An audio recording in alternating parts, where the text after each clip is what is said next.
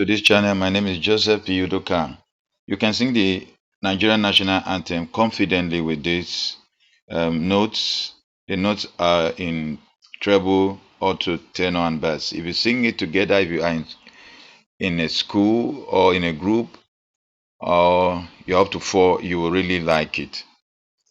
So find time to sing it. So, do, mi, so. You can use any key of your choice.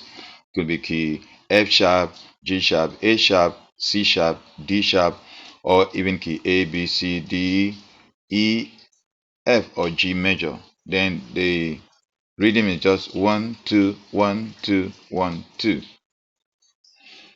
There's the second part of it, and there's a third part of it ending that song. So find time to go through it, sing it, and you really appreciate singing in harmony. Make sure you don't sing national anthem without going through this thoroughly if you really want to enjoy the Nigerian national anthem. Thank you for watching. You can share the video if you like it. You can give me a thumbs up. Then you can also leave me a comment. Thank you.